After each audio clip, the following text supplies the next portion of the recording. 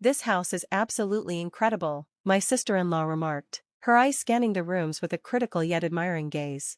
You're calculating, aren't you? I bet you're just in it for the inheritance, she added, her tone sharp. After inspecting the place further, Noel suddenly said, You've got excellent taste. We're inheriting this house, right? Hasn't that been settled already? I asked, trying to make sense of her words. There shouldn't be any objections. We've decided to trade our current house for this one, she insisted, her voice firm, as if arguing was pointless, but there was something in her demeanor that suggested she would soon find out what I was truly capable of. My name is Remy, I'm 28, single, and currently caring for my sick grandmother, while living in her house with my mother. My older brother, Mark, is married, but since he struggles to help care for our grandmother, I've stepped up. My mother is around, but her age makes caregiving difficult for her, so I'm the primary one taking care of our grandmother.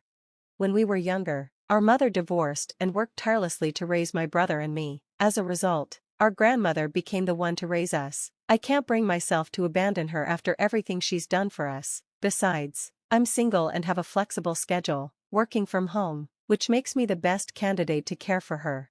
Mark's wife, Noel, has never seemed particularly interested in taking on any family responsibilities, so I'm the one left to care for our grandmother. Though it's a tough role, I do it willingly, out of gratitude for everything she's done for me. Caring for her has become a daily joy, and I never feel burdened by it. However, I've started feeling a mounting tension, mainly from Noel. While Mark understands and appreciates the support our grandmother gave him, and visits us often to check in, his wife's attitude during those visits is infuriating. Are you cleaning this place properly? She asked once, surveying the room. Look at this, haven't you cleaned it all? Since you're living off grandma, at least pull your weight. Noel is, to put it mildly, blunt and outspoken, but to me, she's rude and often disrespectful. She comes to our house, criticizes me, and often makes sarcastic remarks. I've let many of her comments slide, but calling me a freeloader really stung. You're just living here for free, she once said with a sly grin. Don't you have it easy staying in grandma's house? Sure, I live in my grandmother's home, but I earn my own money and don't rely on anyone for financial support, not even Mark. But somehow, Noel has decided I've got it easy, without understanding the real struggles I face, working from home, managing the house, and providing full-time care for grandma. I support myself financially and haven't touched a penny of my grandmother's assets. I've tried explaining this to Noel, but she ignores my words and continues to provoke me. Come on, the only reason you're doing this caregiving is because you don't have to pay rent, right? You'd rather rely on your grandmother than your own parents, wouldn't you? She said with a sarcastic smirk. Her constant needling has worn me down. I've grown tired of engaging with her, knowing whatever I say will just be twisted into something else. So, I started ignoring her digs, but that only seemed to make things worse. Oh, not talking back? So, does your silence mean you agree with me? She'd taunt. Whether I respond or stay silent, Noel always manages to get under my skin. Honestly, I'd love to ask Mark not to bring her along during his visits, but she's clever. She's never cruel when he's around. The nasty comments only come when it's just the two of us. Mark remains unaware of his wife's true nature. I've tried to bring it up with him, but it always ends in him defending her. She'd never say anything like that. Are you bullying my wife? No one likes a difficult sister-in-law. She's trying to get along with you, so just be friendly, Mark would say, brushing me off. He always sides with her, and talking to him only makes things worse. Realizing that I couldn't rely on him for support, I decided it was best to avoid Noel as much as possible. And then, one day, my grandmother's health took a sudden turn for the worse, and she needed to be hospitalized. Mark was too busy with work to visit, so it fell to my mother and me to care for her. With my mother's health also declining from exhaustion, it was mainly me going to the hospital every day to check on and care for grandma. A month later, my grandmother peacefully passed away. While it was sudden, I had been preparing for it, knowing how serious her condition was, but it still hit me hard. I'd grown up with her, and to lose her, it felt impossible. Devastated, I informed my mother and brother of her death. Unexpectedly, Noel showed up at my door before Mark did. Could it be that she was concerned for me? I couldn't believe it, given her past behavior, but part of me wondered if there might be some humanity in her after all. I felt a flicker of gratitude for her visit and thanked her for coming, but her response was anything but comforting. If you have time to grieve, Hurry up and finish the funeral and inheritance paperwork, she said coldly. Unlike you, your brother's busy with work. Don't cause us any more trouble. Rather than offering comfort or sympathy, it was clear that Noel had come solely to push for the progression of the funeral and inheritance arrangements. That was just who she was. I was taken aback, realizing again just how self-centered and heartless my brother's wife could be. Despite my grief, she wasted no time rushing through the funeral plans. I appreciated that Noel had come in Mark's place, but I wasn't about to let her dictate things, especially after she had kept her distance from our family until now.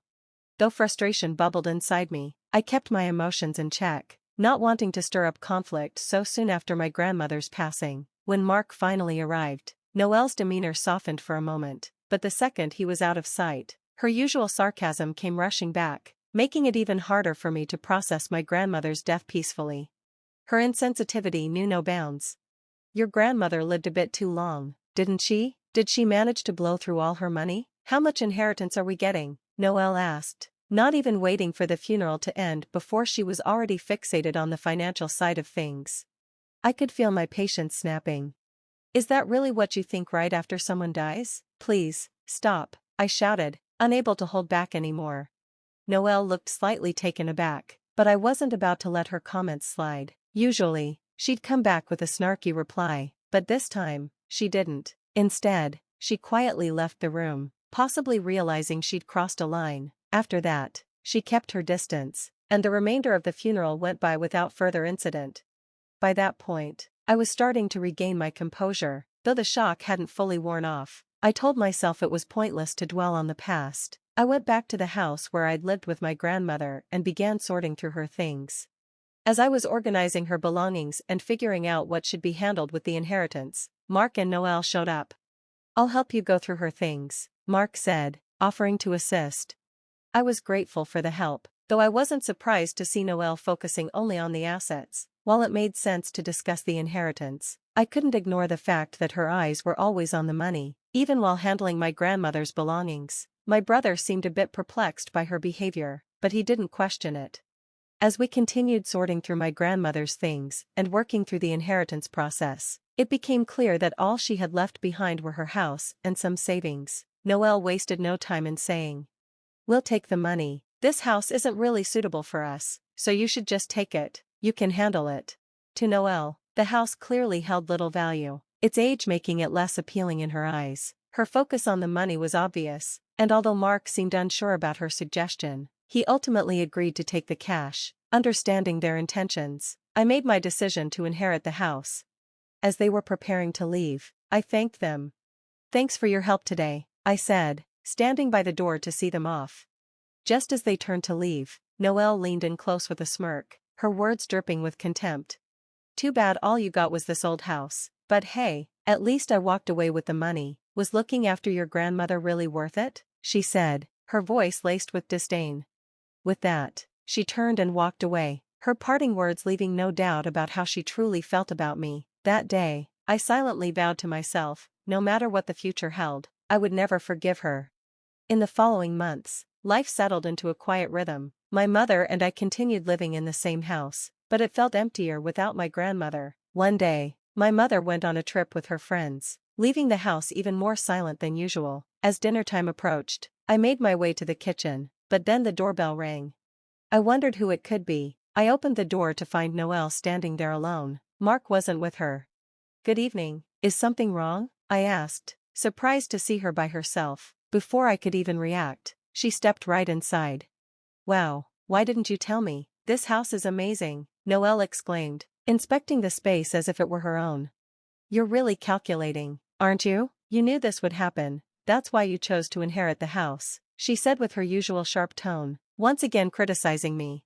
Maybe she was surprised by the transformation of the house, but instead of appreciating the change, she turned her frustration toward me. After my grandmother's death, I had decided to renovate the house, and while I was still a beginner, I was eager to give it a fresh look. With help from a friend in construction, I managed to give the house a complete overhaul.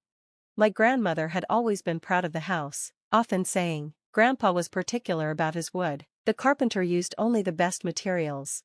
My grandfather's love for quality wood had left its mark on the house, and his connections in the construction world were always praised for their skill. The house had a deep connection to my family, and I had poured my heart into restoring it. I respected my grandparents' wishes and decided to renovate the house. The result was a beautiful fusion of luxurious accommodations with modern design elements, all while preserving the essence of my grandparents' legacy. This house, which my grandmother had cherished, became a valuable place for me, too. After taking in the changes, my sister-in-law made a surprising comment. "You have great taste renovating this house," she said, her eyes scanning every corner. "We'll take this house as our inheritance." "Wasn't the inheritance already settled?" I asked, genuinely confused by her words. She looked at me with determination, her tone firm. "We've decided. We'll exchange our current house for this one. This house will be my husband's inheritance. You agree, right?" She was pressuring me. "As usual, there shouldn't be any objections, because it's an exchange," she continued. "We'll start moving immediately, sort out your belongings, and leave soon." My sister-in-law's sudden shift in attitude caught me off guard. I tried to explain the situation, but it was clear she wasn't listening. No matter how much I tried to reason with her, she remained steadfast in her belief that this was how things should be. Arguing with her felt pointless, so I decided to retreat, at least temporarily. "Understood, then I'll leave this house," I said, gathering my things. A sense of relief crossed her face, and a smug smile curled on her lips as she saw me cooperate. Ignoring her, I pretended to collect my belongings and walked toward the garden shed. There, I grabbed the tools I had used for the renovations and returned inside, where Noel was waiting. When she saw me holding the tools, she looked momentarily surprised but quickly urged me to hurry. "You can move those tools later, just clear the room for now," she instructed. "I understand. I simply need these to gather my personal belongings," I replied, and with that, I slammed the tools into the living room wall. Her eyes widened in shock. "Wait, what are you doing? What are you planning to do?" she screamed, panic in her voice. Still holding the tools, I calmly explained. "All the materials for the renovations were paid for by me. They're my belongings, so I will collect them all." "No, stop the destruction," Noelle continued to scream, but she didn't dare come closer. Ignoring her, I proceeded to strip the walls. Just as I was about to start working on the floor, my brother Mark appeared. I had called him immediately after leaving my sister-in-law alone to fetch the tools. "What's going on?" I heard shouting from outside, he asked, looking alarmed as he entered the room.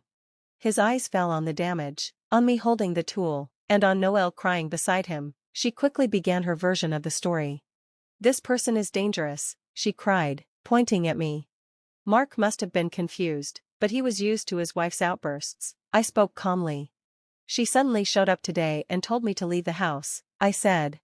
"I didn't expect the house to be renovated, and I can't accept that it was inherited secretly," Noelle added, her indignation growing. "It's unfair, therefore, she should leave, and we should live here," she insisted. As I explained the situation, Noelle's contradictory statements became more apparent to Mark. After hearing both sides, my brother began to understand my perspective.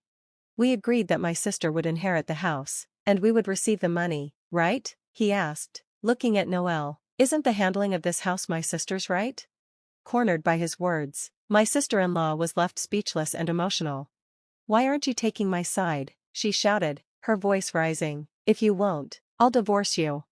Mark was unfazed. "There's no point in continuing a marriage with someone who refuses to admit their mistakes and apologize," he said calmly. Noelle's threat fell flat. She was left without a response. From that point on, Mark took control of the situation. He turned to Noelle. "What if my sister claims that the following is unfair? What if we use the inheritance money for investments, and the money increases in value? How would you respond if she accuses us of being unfair?"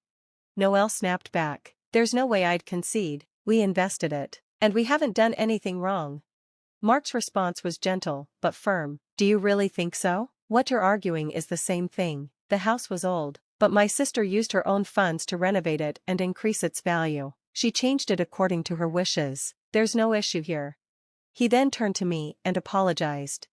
"I'm sorry," he said. "You should apologize to her, Noelle. Maybe you'll see it from a different perspective after that." Noelle, with tears in her eyes, reluctantly said, "I'm sorry for causing such a commotion." Though I had many things I could have said, I chose to accept her apology. "I sincerely apologize," my brother added. taking responsibility for the situation. Afterward, my brother quietly left the house with his now calmed wife. It felt a bit forced, but I had managed to protect the house that had been such an important part of my life. As I saw them off, I spoke softly to my grandmother, as if she were still with me. I got a bit carried away. Grandma, I'll fix the damage and make the house beautiful again. Please forgive me. I'll take good care of it from now on. Thank you, my dear. It almost felt like I received a reply, as my grandmother's photo on the wall seemed to smile faintly. In the months that followed, my brother chose to divorce Noel. It became clear that my observations about her past behavior were true, and Mark realized it would be impossible to continue living with her. Perhaps, in the end, my grandmother's spirit had guided him. As for me, I rebuilt the damaged house with my own hands, taking responsibility for its restoration. The cost of the repairs was covered by my brother, who took responsibility for his ex-wife's actions. A friend who worked in construction jokingly said, "That was a bold move." Honestly, I had always wanted to repaint the living room's walls. I'd never been entirely satisfied with it. But now, after everything, I'm happy with the outcome. Moving forward, I plan to cherish the memories this house holds and create new ones, building upon the foundation of the past.